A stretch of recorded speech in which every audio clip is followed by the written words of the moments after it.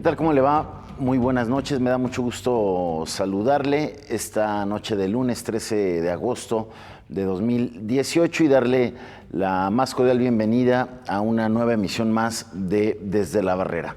Esta noche vamos a tener una conversación con Clemente Castañeda, exdiputado local por el partido Movimiento Ciudadano. También fue el coordinador legislativo de la fracción del partido Movimiento Ciudadano en San Lázaro, en esta legislatura que termina, hasta que se postuló como candidato a senador también por el partido Movimiento Ciudadano. El pasado 1 de julio logró la votación mayoritaria para llegar en primer lugar al Senado de la República, donde va a fungir como vicecoordinador de la fracción naranja en el Senado, junto con el dirigente nacional del partido Movimiento Ciudadano, Dante Delgado. Veamos.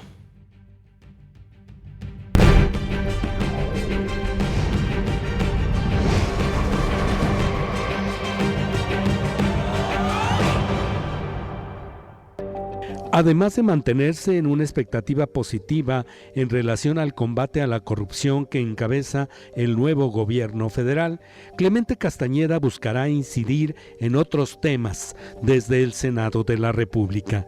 Ha externado que la agenda prioritaria del próximo gobierno federal es el combate a la impunidad con un poder judicial fuerte, así como plantear autonomía de las fiscalías de la República y de las entidades federativas.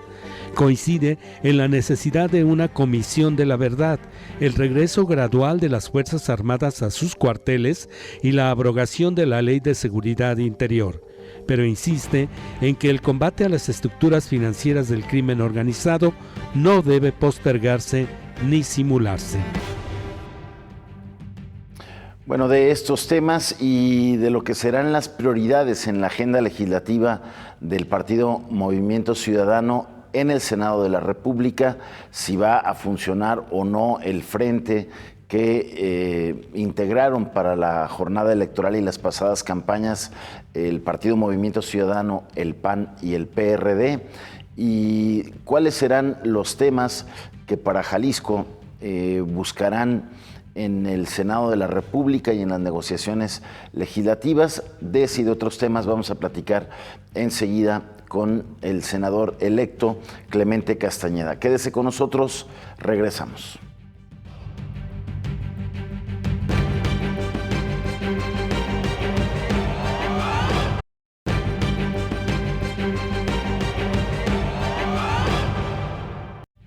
Gracias por continuar con nosotros aquí en Desde la Barrera.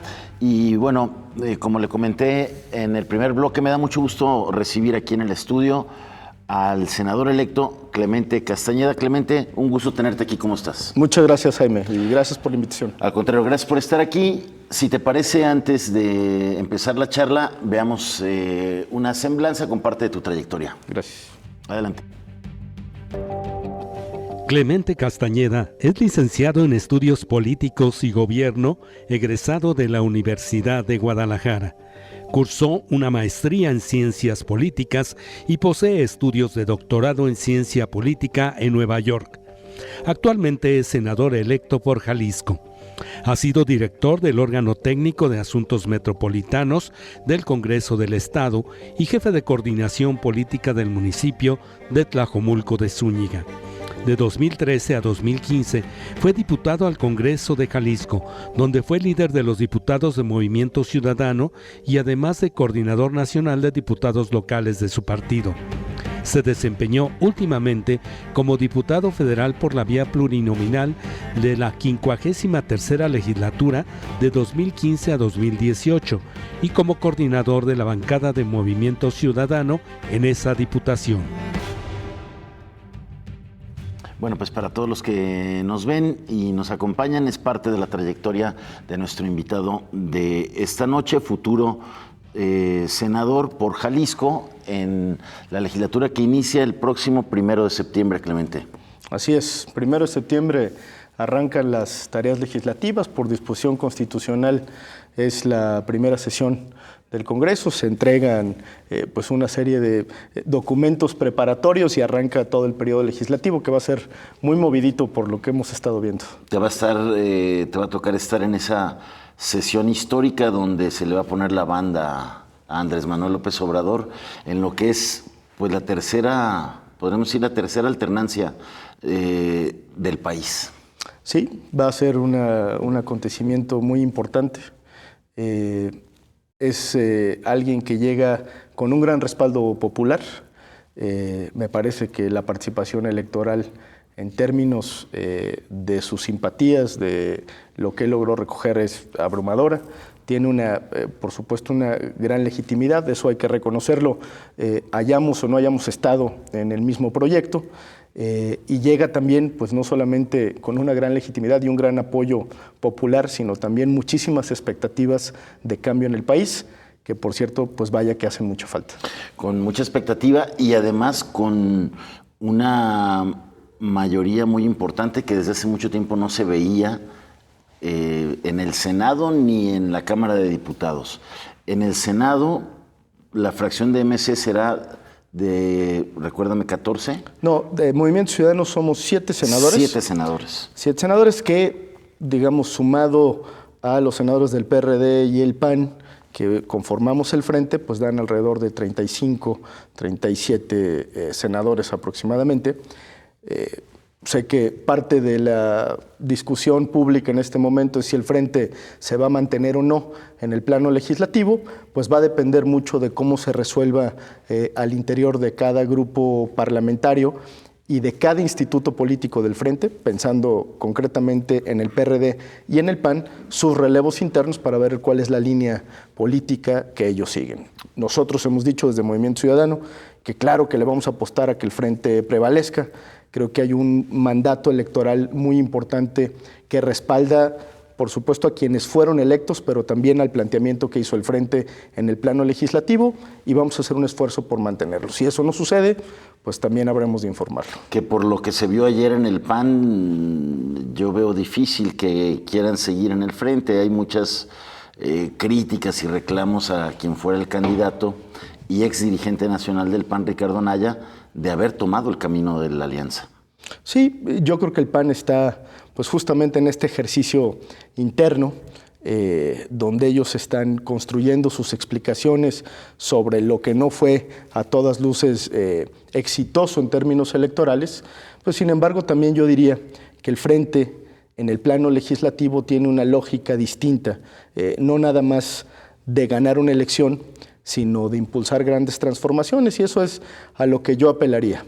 Pero bueno, tampoco yo no quisiera adelantarme sobre cuál vaya a ser finalmente lo que suceda con el Frente Legislativo, pero simplemente recordaría, pues hay una agenda que nos comprometimos a defender y allá hay puntos de encuentro con quienes formaron parte del Frente y también con otras fuerzas políticas. Llegan como la primera fuerza de Jalisco, llegas como la primera fuerza de Jalisco al Senado y como vicecoordinador de lo que será la fracción parlamentaria del Partido Movimiento Ciudadano en el Senado, pero ante una bancada que, sumados los senadores de la alianza Juntos Haremos Historia, que formó Morena, el PT y el PES, pues tienen más de la mitad de los senadores ahí, ¿no? Entre 67 y 69. De 128. De 128, así es, ¿no? Lo mismo sucede en la Cámara de Diputados, hay una amplia mayoría. ¿Qué escenario de negociación te planteas ahí? Que es con esa bancada enorme enfrente, donde seguramente pues habrá poco espacio para la negociación, siendo realistas. A ver, yo creo que va a depender mucho del estilo personal de gobernar del próximo presidente, hoy presidente electo, y del sello que quieran imprimirle al trabajo legislativo. A mí me parece que sería un error y una enorme contradicción que Morena reprodujera los vicios de los que tanto se quejó cuando el PRI o cuando el PAN eran mayorías. Este asunto de, pues no discutimos nada, aplicamos la aplanadora, simplemente se trata de ir a votar y los congresos, tanto la Cámara de Senadores como la de Diputados, se convierten en ventanillas de trámites. Yo creo que eso le hace muy mal a la vida pública y le haría muy mal, digamos, al proceso de construcción del próximo gobierno. Yo esperaría mucha más sensibilidad, altura de miras y un proceso de construcción de consensos en el Poder Legislativo. Si esto llega a lograrse, creo que Movimiento Ciudadano y en general las fuerzas políticas minoritarias que tendremos representación ahí, pues encontraremos eco de muchas de nuestras propuestas. Nosotros no vamos a renunciar bajo ninguna circunstancia a llevar nuestra agenda legislativa, a impulsarla, a defenderla, a dar un debate sano para el país y justamente a tratar de convencer a los mexicanos, pero también a convencer a nuestros compañeros legisladores por qué las propuestas que nosotros estamos haciendo tienen viabilidad y son buenas para México. Además, llegas con ya más experiencia, ¿no? Vas por tus otros 6 años de vida legislativa, 3 aquí en el Poder Legislativo local, 3 en San Lázaro, en esta legislatura que está por terminar, y 6 que vienen en el Senado. Sí, yo he escogido hacer una carrera parlamentaria. La verdad es que siempre me había gustado, siempre me había llamado la atención.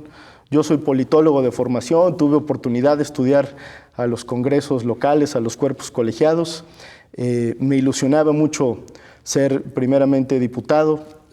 Puedo decir que puse mi mayor esfuerzo para hacer un buen papel en el Poder Legislativo local. A Clemente le tocó coordinar a la primera bancada del Partido Movimiento Ciudadano en Jalisco en la pasada legislatura, ¿no? Así es, en la pasada legislatura, que fue una legislatura, Jaime, alguna vez lo platicábamos, que prácticamente terminó con los excesos que venía arrastrando el Poder Legislativo local.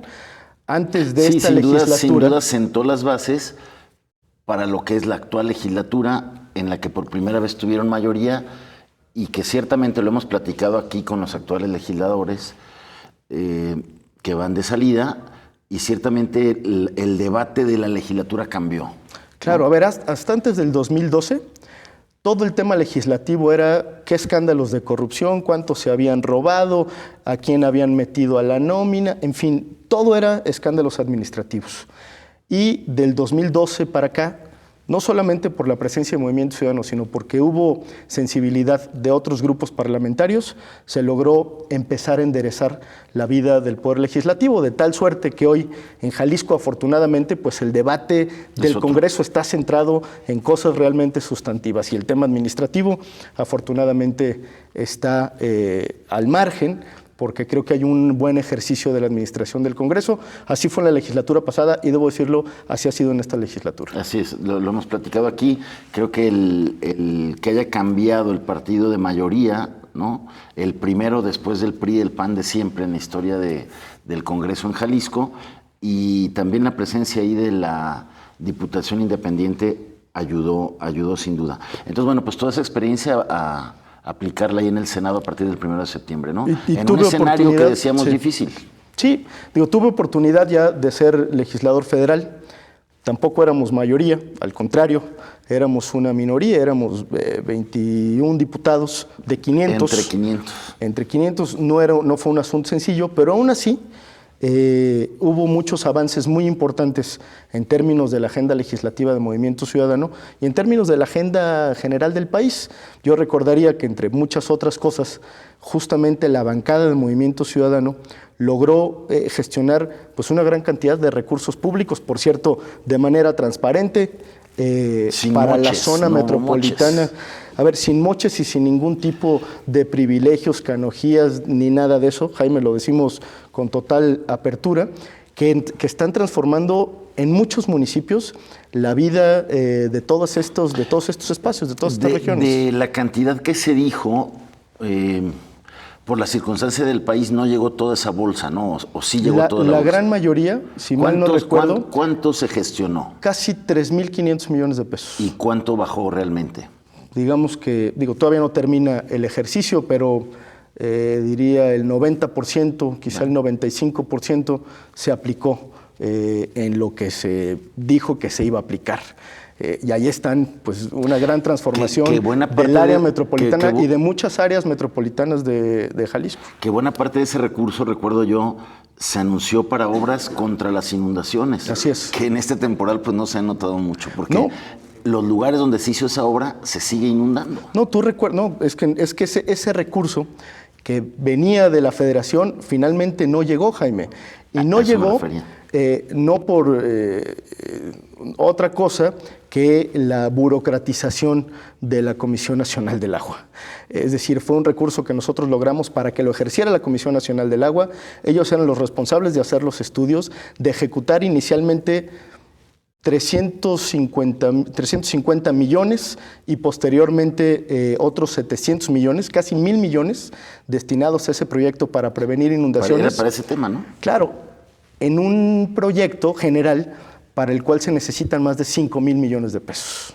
Entonces, bueno, hay que reclamarle y lo hemos hecho directamente a la Conagua. Esas obras no se van a resolver hasta que haya un programa multianual de inversión, porque pues es mucho dinero, ciertamente, es muchísimo pero dinero. Si no se inicia con algo, pues nunca vamos a tener resuelto el problema. Así es, y uno de los planteamientos que nosotros hicimos como grupo parlamentario, pero de la mano de los gobiernos de Movimiento Ciudadano, fue decirle a la Secretaría de Hacienda en esa primera negociación presupuestal, necesitamos resolver el tema de las inundaciones. ¿Y sabes qué nos dijeron? Oigan, nunca vienen los gobiernos a pedirnos obras que casi no se ven, que no dan votos. Que están enterradas. Que están enterradas, exactamente, porque esa es la lógica bajo la cual funcionan muchísimos gobiernos. Nosotros fuimos a hacer ese planteamiento, logramos etiquetar parte de esos recursos y es hora que la Comisión Nacional del Agua, pues simple y sencillamente abandonó prácticamente el proyecto. Espero que con esta nueva administración podamos rescatar muchas de estas cosas. Muy bien, vamos a seguir platicando con Clemente Castañeda. Vamos a abordar cuál es la agenda del partido Movimiento Ciudadano en el Senado a nivel general y qué especialmente para Jalisco se piensa negociar, empujar en la también llamada Cámara Alta. Quédese con nosotros, regresamos.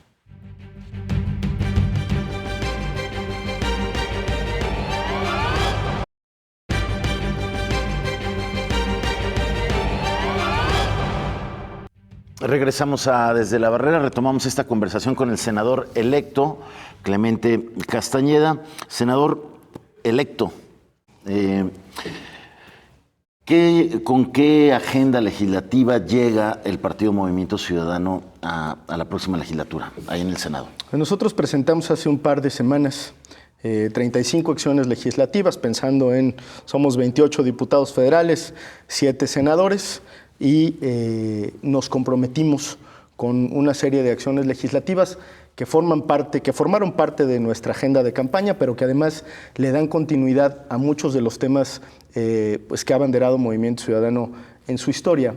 Y van desde temas relacionados con combatir la corrupción y la impunidad hasta temas de seguridad, derechos humanos, etcétera. Te platico algunos de ellos que creo que son importantes. Retomar y sacar de la congeladora todo el tema del fuero, ¿no? Desafortunadamente, esta Cámara de Senadores, la que está terminando esta legislatura, tenía la gran oportunidad de eliminar el fuero que tienen los servidores públicos y no se animaron a hacerlo. Se votó originalmente en la Cámara de Diputados. Ustedes la aprobaron en la Cámara de Diputados y se atoró en el Senado porque se abrió ahí un debate de si era sano o no era sano quitar el fuero. Así es, nosotros nos mantenemos en la misma posición, creemos que se ha abusado demasiado del tema del fuero. Eso es uno de los temas. Un tema en el que Jalisco se adelantó, ¿no? Aquí ya. Así es, la actual legislatura es una de las buenas decisiones, creo yo, que se tomaron. Lo mismo sucedió en Nuevo León a propuesta de Movimiento Ciudadano, lo mismo ha sucedido en otras entidades que se han animado, digamos, a quitarse ese vicio, digamos, esa figura que ha sido mal utilizada y que parece como un pasaporte a la impunidad, ¿no? Que además también empata con una promesa de Andrés Manuel López Obrador, el presidente electo, que creo también ya tiene lista una iniciativa ahí, ¿no? Entendemos que sí. Para erogar el fuero. Bueno, entre algunas otras cosas, la eliminación de la pensión a los expresidentes, que también es parte de nuestra agenda. Allá hay coincidencias con el próximo gobierno.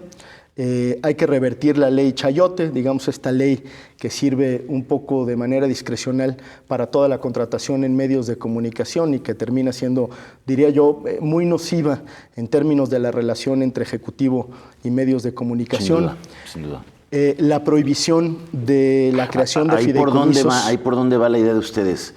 ¿Que se contrate de acuerdo a audiencias, a mediciones, o por dónde va? Para romper esta forma de que con ese presupuesto se castigue o se premie a los medios de acuerdo a la línea, ¿no? Tiene que haber una regulación muchísimo más estricta de cómo se contrata, de cómo se contrata la publicidad, bajo qué medios, con qué tipo de contraprestación, porque tampoco son claros muchas veces los contratos.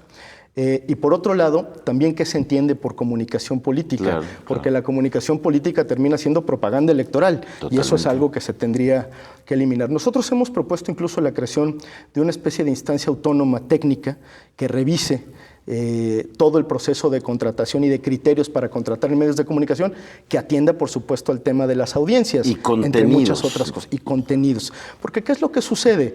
Pues alguien crea un pasquín, mi estimado Jaime, y termina llevándose gran cantidad del presupuesto público. Sí, claro. Más que, conocemos de ejemplos. Que los medios impresos que sí tienen circulación, que son serios, etcétera, etcétera. Entonces, claro que es un tema delicado y me parece que ahí hay muchísima tela de dónde cortar. Otro de los temas importantes es prohibir la creación de fideicomisos que vengan de parte de los partidos políticos. Eso, a ver, sí, lo decimos con todas sus letras, lo que ha hecho Morena con el fideicomiso para ayudar a las personas víctimas de los sismos está mal por todos lados. Bueno, desde pues su creación hasta supuestamente el INE le sus puso fines. Una multa de casi 200 millones de pesos. 200 millones de pesos. Que enojó mucho al entonces virtual presidente electo. Y el tribunal tendrá que resolver, porque además está impugnada esta resolución del INE, el tribunal tendrá que resolver sobre los criterios del propio INE, pero como quiera que sea, nosotros lo que creemos es que los partidos políticos y quienes militan en los partidos políticos no pueden estar echando mano de figuras de esta naturaleza que al final del día pervierten lo que debería ser la actividad partidista. Hasta esta que nos acabas de decir, en todas las demás hay coincidencia. Yo recuerdo que hace un par de semanas salió un spot donde aparecen los senadores electos de Partido Movimiento Ciudadano, entre ellos tú, diciendo, a ver, en los temas de la pensión a los presidentes, del fuero, cuentas con nuestro voto, ¿no? Bueno, fundamentalmente ese spot iba dirigido a otro de los temas de nuestra agenda, que es darle reversa al gasolinazo. Y lo del gasolinazo. Y lo dijimos y lo reiteramos. Ahí están los votos de Movimiento Ciudadano para modificar la ley del IEPS, que es esta cuota fija que tiene cada litro de gasolina, que si la disminuimos en un 30% podemos regresar a los precios de la gasolina, si bien es cierto no del 2016, pues cuando menos una disminución sustantiva que podría oxigenar la economía del país. Que en ese tema también el presidente electo ha matizado el discurso. Sí, empezó en la campaña. Hoy ha dicho que no va a subir, pero que bueno, se va a ir sumando lo de la inflación, entonces pues sí va a subir. Él lo que dijo, bueno, la última declaración que yo recuerdo es, ya no va a haber gasolinazos. No, bueno, qué bueno que ya no vaya a haber gasolinazos, pero el problema no es ese, el problema es que sí tenemos condiciones para regresar y para disminuir los precios de la gasolina. Nosotros lo hemos explicado de muchas maneras. Se hace un boquetonón en el ingreso del país, ¿no? No necesariamente, Jaime, no necesariamente. Cuando nosotros presentamos esta iniciativa, que fue justo después del gasolinazo de 2016. En enero de 2016. Demostramos cómo durante los últimos años el Estado, el gobierno mexicano, había recaudado vía IEPS a gasolinas más de lo que se había presupuestado. En los últimos 3 años son casi 200,000 millones más de lo que presupuestaron originalmente. ¿Y dónde quedó ese dinero? Bueno, pues ese es el problema. Por eso decíamos nosotros, si nos ajustamos a la proyección presupuestal, se puede prescindir por lo menos ahorrar esos 200,000 claro, millones de pesos. ¿Qué es lo que sucede cuando hay una sobrerecaudación, cuando hay un excedente en la recaudación que no tiene los candados presupuestales para gastarse? De tal suerte que eso se puede ir o a gasto corriente o a muchas otras cosas que ni siquiera sabemos. Este escenario ha venido cambiando en los últimos años. Este año es un año particularmente negativo en términos de la recaudación vía IEPS a gasolinas. De hecho, se está subsidiando la gasolina. Pero eso no quiere decir que el próximo año no vayan a cambiar las condiciones.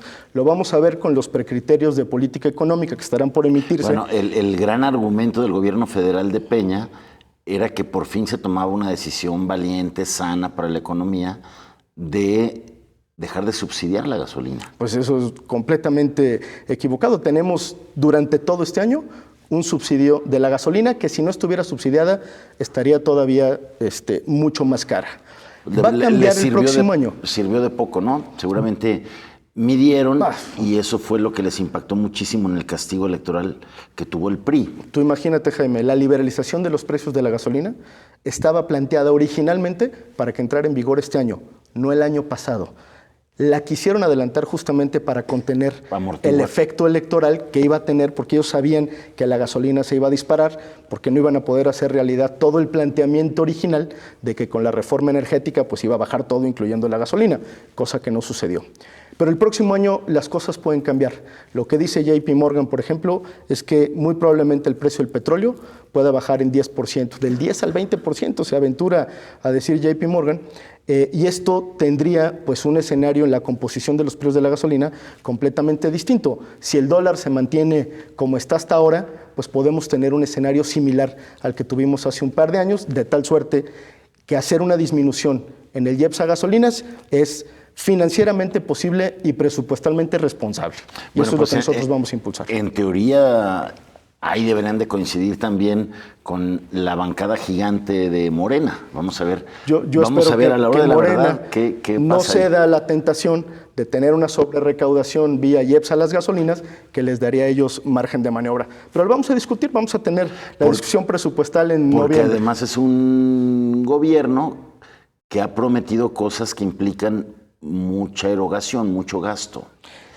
Entonces, y creo, Jaime, que en la parte en la que hay coincidencias generales es en que el gobierno necesita contraerse y dejar de gastar el dinero en tonterías. Pues digamos, toda la discusión sobre la austeridad, por supuesto, nosotros la vamos a acompañar. Es más, para nosotros ni es discusión la disminución de los salarios, cortar el presupuesto, bajar el presupuesto de la Cámara de Senadores, la Cámara de Diputados. A ver, lo damos por sentado. Claro que vamos a acompañar eso.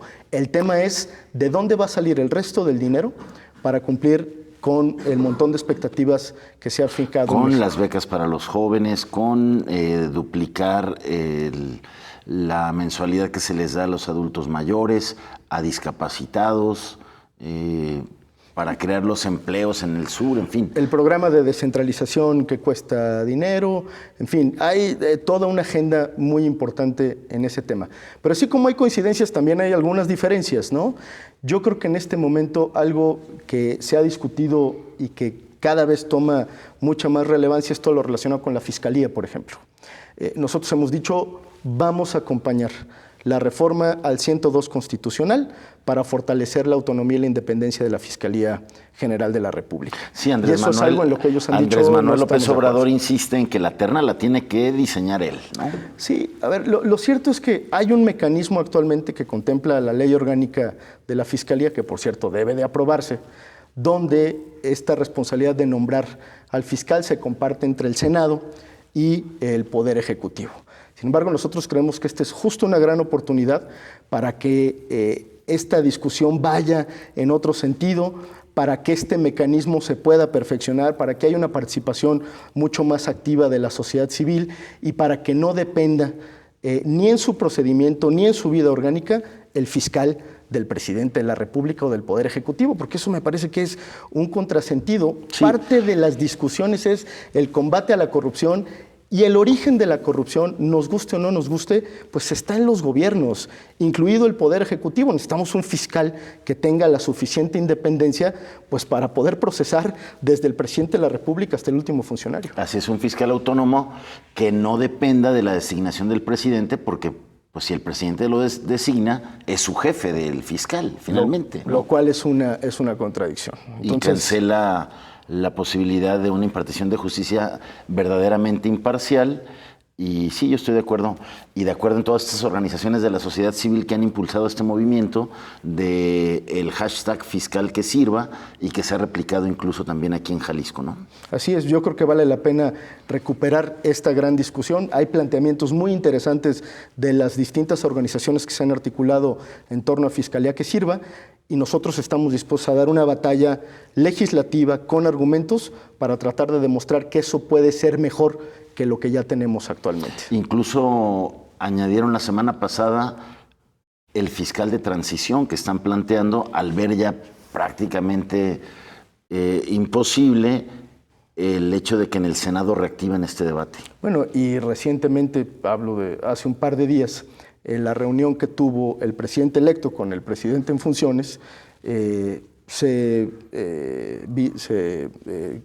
hizo público la posibilidad de que el actual presidente pudiera ya mandar una terna al Senado de la República para el nombramiento del fiscal sin que hubiera una reforma al 102 constitucional, lo cual a nosotros nos hace, por supuesto, sonar Andrés las Manuel alarmas. quería su fiscal carnal, ¿o qué? Pues es una especie de fiscal carnal compartido. Pero a ti te tocó todo ese PRI debate y Morena. Te tocó todo ese debate en la Cámara de Diputados, ¿no? Hace un año. Nos tocó frenar, Jaime, el pase automático del fiscal cuando querían imponer a Raúl Cervantes por los próximos años como un incondicional y una especie de guardaespaldas del presidente Peña.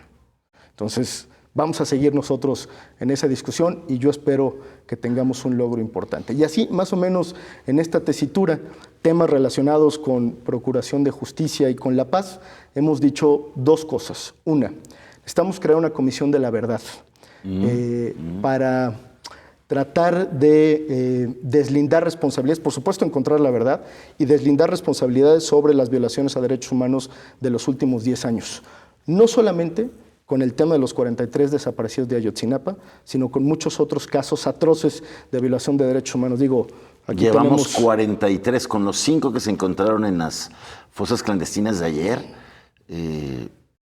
Claro, 43 en Jalisco. Ese es un Más tema. suma los 70 de la fosa clandestina de La Barca. Problemón de desaparecidos que va de la mano con este asunto de las fosas clandestinas y los cuerpos hallados en casas privadas. Son más de 15,000 desaparecidos durante todo el sexenio, Jaime. Es decir, es una cifra escandalosa, son crímenes brutales, y lo que nosotros decimos es que parte de la reconciliación nacional pasa por la búsqueda de la verdad. ¿Por qué? Porque a estas alturas no sabemos qué sucedió en muchos de los casos de los desaparecidos. Digo, de los 43 normalistas de Ayotzinapa, de los 3 estudiantes de cine que desaparecieron en Tonalá. No sabemos, Jaime, si fue la policía municipal, si fue la estatal, si fue la federal, si fue el crimen organizado, si fueron las Fuerzas Armadas o todas juntas. Y mientras no conozcamos la verdad, una, no va a haber justicia, y dos, pues no va a haber condiciones para reencauzar la Estrategia Nacional de Seguridad en este país, así de simple. De eso se habló el martes pasado allá en Ciudad Juárez, ¿no? En este primer diálogo de paz donde, pues de alguna manera, Alfonso Durazo, quien va a ser el secretario de Seguridad Pública, la exministra Olga Sánchez, fue la que habló también de que es tan complejo el problema de la seguridad que habría que pensar en estas comisiones de verdad sin que por sí mismas sean lo que venga a resolver el caso, ¿no? de tan complicado y tan complejo de la seguridad. Aunque hay que retomar la experiencia internacional que se tiene sobre comisiones de la verdad. Funcionaron en Sudáfrica, funcionaron en Argentina, funcionaron en Chile después de la dictadura militar. En fin, no estamos inventando el hilo negro. Son comisiones de justicia transicional que han demostrado ser útiles porque no solamente está el gobierno, sino que también están las víctimas, está la sociedad civil, llevan acompañamiento internacional, y lo que hemos visto en el caso mexicano es que nuestras instituciones están completamente rebasadas para hacer esta tarea. Entonces, creo que vale la pena impulsar este tema. Y de manera paralela, nosotros hemos dicho que vamos a seguir dando una batalla, como ya la dimos en los tribunales, para derogar la Ley de Seguridad Interior. De ese tema, si quieres, profundizamos luego de una pausa. Quédese con nosotros, regresamos.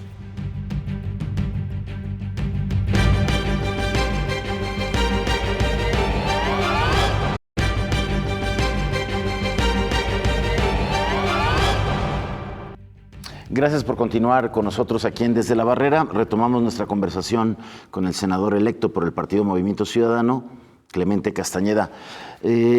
Clemente, decías, en el tema de la ley de seguridad interior, esta que trata de regular algo que era una demanda de los generales, del secretario de la Defensa, y nosotros díganos qué sí podemos hacer y qué no podemos hacer, pero que creó mucha polémica cuando se autorizó a fines del año pasado. Por ahí en tiempos de posadas y todo eso, salió en fast track ahí de la Cámara y del Senado. Sí, primero en la Cámara de Diputados, después en la Cámara de Senadores. Senadores. En diciembre de 2016, por allá. Si mal no recuerdo. No, de 2017. Sí, exactamente. El año pasado, antes de, digamos, de iniciar todo el proceso electoral, fue como de los últimos regalitos que nos dejó el PRI y sus aliados, y que nosotros, repito, combatimos en tribunales. Sí, fue una exigencia del presidente a sus bancadas, ¿no? A su bancada del PRI y a sus aliados. Que provenía de una, digamos así, de un planteamiento legítimo de las Fuerzas Armadas, porque lo que decían es, oiga, nosotros estamos actuando sin ninguna base legal. El problema es que el remedio pues, resultó sumamente complicado, porque lo que hace esta Ley de Seguridad Interior pues es prácticamente institucionalizar la política fallida de seguridad que se ha implementado en los últimos 10 años en este país, que es que las Fuerzas Armadas terminan asumiendo las funciones que les corresponden a los mandos civiles de seguridad, es decir, a las policías. Que es además un mal estímulo para las autoridades locales. Sí. Porque no fortalecen las policías estatales, no fortalecen las policías municipales, porque saben que ahí estará el ejército para ayudar o el gobierno federal, pedirle ayuda al gobierno federal para mandar las tropas. Claro, digamos. Creo que es un mal estímulo. Lo que debió haber sido una especie de estado de excepción, ¿no? Es decir, cuando las Fuerzas Armadas asumen por la incapacidad de las policías, que evidentemente existe, las funciones de seguridad pública, pues se les olvidó que las Fuerzas Armadas tenían que regresar a los cuarteles en algún momento. Sin embargo, llevamos 10 años, al contrario, dependiendo mucho más de las Fuerzas Armadas. Es decir, no actúan de manera subsidiaria, actúan de manera permanente asumiendo estas funciones. Pero además es una ley que no tiene controles, que no tiene contrapesos, que abre la puerta a la gran discrecionalidad del uso de las Fuerzas Armadas, repito, en funciones que deberían ser de otra naturaleza. Digo, la impugnó hasta la Comisión Nacional de Derechos Humanos, ¿no? Es una ley que a todas luces atenta contra los derechos humanos y que se convirtió además, Jaime, en una llamada de atención internacional. Sí, el alto comisionado para los derechos humanos de la ONU se ha pronunciado sobre 4 casos en los últimos 2 años, cuando menos hasta hace un par de meses. Dijo el alto comisionado, tenemos un problema en Bangladesh, tenemos un problema en Venezuela, tenemos un problema en China, evidentemente, y tenemos un problema en México después de la Ley de Seguridad Interior. Bueno, creo que ese llamado de atención hizo que el presidente la dejara en stand-by, aún aprobada, no se ha aplicado. No, ya está publicada la ley. Sí, pero no está, vamos, está esperando a ver qué dice la Corte sobre el tema. Está impugnada la ley, exactamente. Entre otros por los grupos parlamentarios de Movimiento Ciudadano, porque pues consideramos que violenta el espíritu constitucional y atenta contra los derechos humanos. Entonces va a ser también agenda ahí.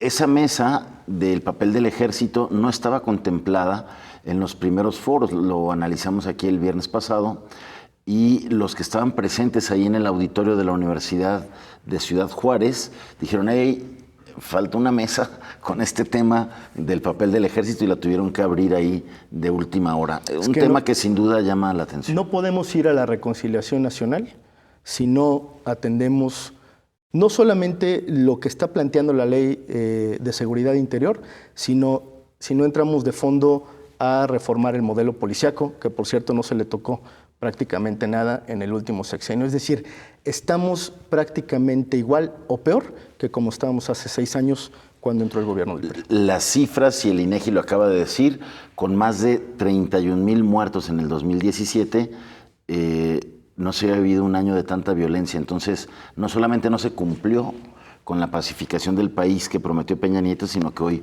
estamos peor, ¿no?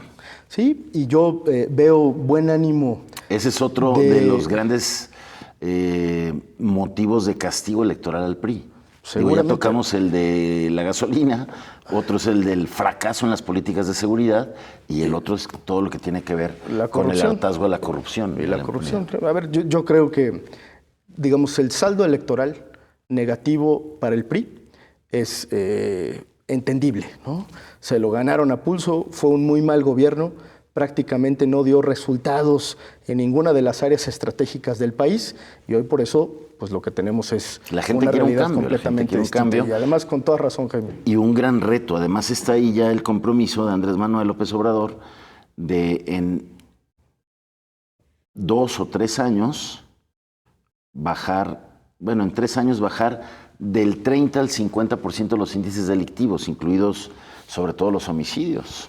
Yo creo que el reto de seguridad es el reto fundamental que tiene el país y ahí lo que nosotros hemos dicho como grupo parlamentario, por supuesto que vamos a ayudarle al próximo gobierno a que tenga todos los instrumentos para que le cumpla a la gente. No se trata de ser una oposición,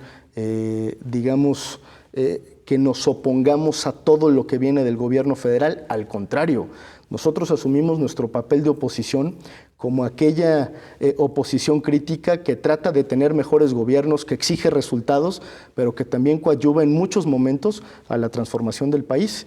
Y en el tema de la seguridad, pues uno no puede andarse por las ramas, está de por medio la vida de las mexicanas, de los mexicanos, a todos nos conviene que en ese tema haya resultados y yo espero y hago votos que el proyecto del gobierno federal y lo que ha venido planteando se pueda materializar inmediatamente.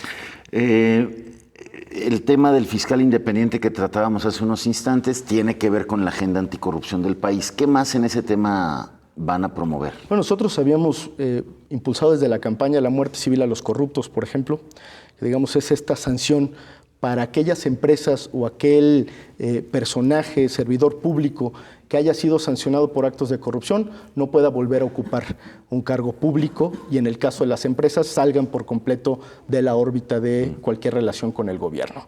Necesitamos castigos mucho más ejemplares en términos de corrupción y por eso es importante fortalecer no solamente la legislación para combatirla, sino las instancias que se van a encargar de hacerlo. Por eso el tema de la Fiscalía General de la República es importante, pero también es importante el fiscal anticorrupción, que por cierto, dijo el presidente electo, pues van a ir en el mismo paquete.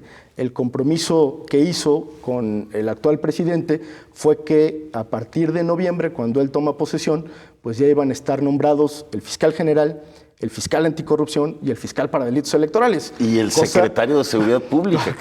Y además se va a crear la Secretaría de Seguridad Pública, cosa que por supuesto nos preocupa y que estamos esperando el planteamiento formal para fijar una posición. Y por cierto, en el caso de la Secretaría de Seguridad Pública, que nosotros en principio vemos con simpatía, falta ver cuál es el planteamiento que se va a hacer en términos de seguridad, porque no basta nada más de quitarla de la Secretaría de Gobernación para darle su propio rango de secretaría. Para revivirla, ¿no? Porque existía exactamente en el sexenio de Felipe Calderón. Se trata de ver cuál es el modelo policíaco para el país, cómo va a funcionar esto con relación al resto de las entidades federativas, cómo va a ser la coordinación con las policías municipales. Es decir, estamos todavía en pañales en esta discusión.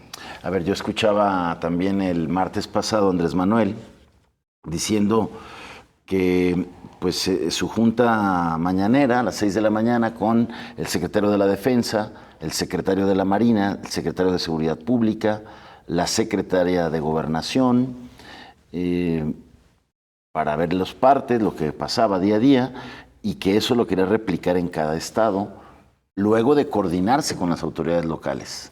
Pues a ver, me parece que, por supuesto, entiendo que hay un debate también de cómo va a ser la coordinación con las autoridades estatales. Y yo escribí la semana pasada algo que me parece que yo rescataría de eso, es que creo que los presidentes, el presidente, los gobernadores, los alcaldes, deben de tener en su agenda un espacio importante, en su agenda diaria, un espacio importante para supervisar personalmente los temas de seguridad.